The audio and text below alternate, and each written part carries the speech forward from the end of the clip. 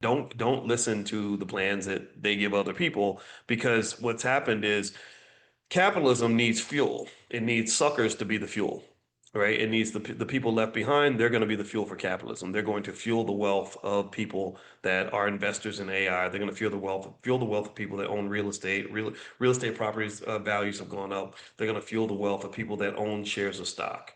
And the fact that 90% of you own stock is enormously important to me and makes me very happy, because I know where that's going. I know what the research says. If your stock market participation rates are that high and you're all consistently investing in the market, then you're headed in a certain direction toward wealth. Okay, so keep doing that. And also for those of you that are doing things like the stock options, we did a survey last night, and I think the number was 76% of the students that are in prime are generating over $1,000 a month in extra cash flow from selling stock options. That made me really happy, because the thing about financial security is it pretty much consists of two major things: wealth and income. That's it. Wealth and income. If you have wealth, then you've got this big block of money sitting there to protect you like a financial bodyguard. If you've got income, that allows you to handle short-term necessities, short-term issues. So it's almost like a basketball team where you need the big players and you need the smaller players. You need the point guard and you need the power forwards, right? So basically with wealth,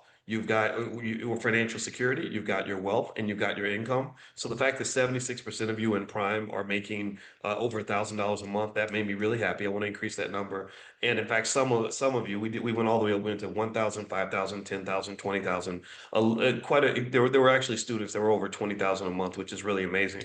But it takes time to build that capital base. But once you build the capital base, generating income is actually quite easy, because there's a connection between income and wealth. They're like siblings. One gives birth to the other. Income gives you the opportunity to build wealth. Most of us miss the opportunity because we're trained to spend. We're not trained to invest. So poor stands for passing over opportunities repeatedly. So a lot of people stay poor because they get income. First thing they do is they run to the mall. And instead of actually investing before you go to the mall, you can still go to the mall. You just can't go to the mall first. So it's not about changing who you are. It's about shifting priorities just a little bit, making room for the future as you enjoy the money that you have right now. So you can still enjoy your money. That's something I want to make really clear too. You can enjoy whatever you want to do.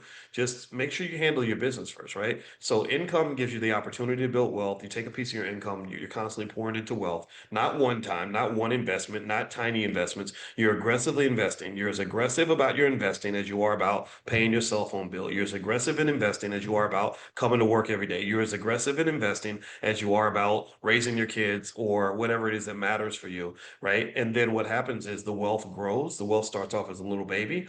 Growing a capital base, it drains financial energy. It's like a little baby. It eats lots of food. A newborn baby doesn't do much for the house. All they do is they sit around and they eat, sleep, and you know what, right? But then eventually the baby grows up, the wealth grows up, and then the wealth starts producing income. You start saying, okay, instead of us being in growth mode where I'm investing to build the wealth, now I'm in dividend mode. See, growth mode and dividend mode are two different modes.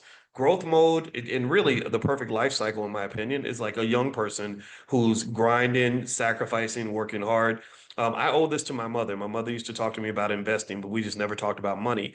And when I was in school, and I was 27 years old, still in grad school, and I was very embarrassed about that. She said, "Don't worry, you're investing. You're giving yourself a good foundation. You're giving yourself." She wasn't saying this, but what she really would have maybe said was infrastructure. I was giving myself infrastructure, right?